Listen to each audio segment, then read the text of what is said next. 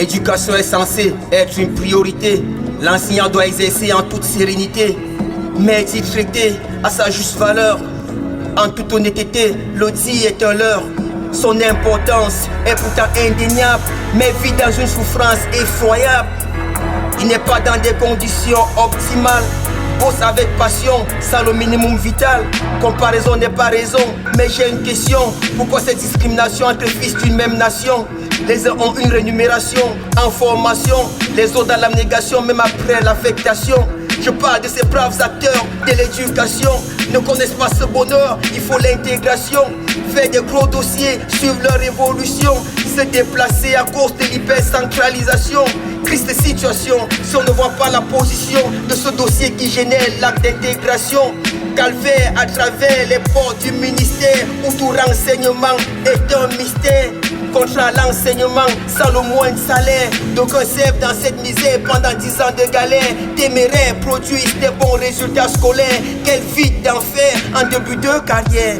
Nous sommes OTS, c'est tout ce qui nous reste. Nous sommes OTS, qui nous intéresse. Nous sommes OTS, qui a de la sagesse. Nous sommes OTS, pour ne plus avoir du stress. Profession où on bosse avec passion et dévotion, mais aucune satisfaction pour la rémunération. C'est toujours l'enseignant qui doit faire des sacrifices, pendant que d'autres en tirent des super bénéfices.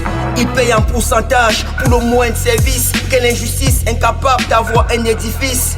Pour chaque dossier, c'est le rançonnement, regroupement familial, avancement, complément de salaire, reclassement, alignement d'enfants, redéploiement, dans un cycle infernal de corruption, devenu normal parce qu'on veut des solutions, au point de donner 30% d'une rémunération qui n'est plus en adéquation avec l'inflation. Pouvez-vous aussi vivre dans de telles conditions, faire des planifications pour des grandes réalisations? Nous ne voulons pas défier les autorités, nous ne cessons de prier pour les autorités. Mais un peu de sensibilité, de solidarité, ce n'est pas avoir équité, réduire les iniquités. Comment dispenser sereinement les enseignements lorsqu'on est souffrant parce qu'on nous doit de l'argent?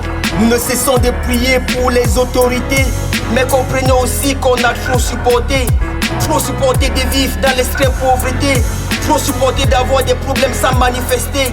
Opération Crémote à cause de ces problèmes cités. La pauvreté nous a traumatisés. Nous ne voulons pas un pays déstabilisé. Notre visée ne plus être clochardisée. Nous sommes OTS, c'est tout ce qui nous reste. Nous sommes OTS, qui nous intéresse. Nous sommes OTS, qui a de la sagesse. Nous sommes OTS, pour ne plus avoir du stress. Les élèves m'ont interpellé concernant cette cessation d'activités liées à l'éducation, qu'on veut sacrifier leur éducation sans se soucier d'eux, qu'on n'a aucune compassion. Cette décision est le résultat d'un constat. Cette triste situation que nous impose l'État. L'état de l'enseignant malnutri, loti, vêtu, mais assidu au travail, c'est une preuve de vertu.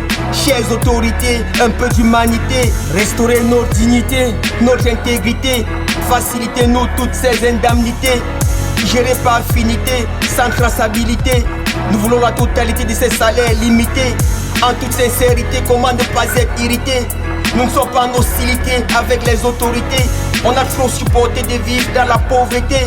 Nous ne demandons pas à vivre comme des rois, mais qu'on nous donne ce qui nous revient de droit. C'est minimum vital pour s'épanouir, car c'est infernal de toujours subir, souffrir. On a trop supporté, on interpelle les gouvernants, solutionner urgemment ces problèmes d'enseignants.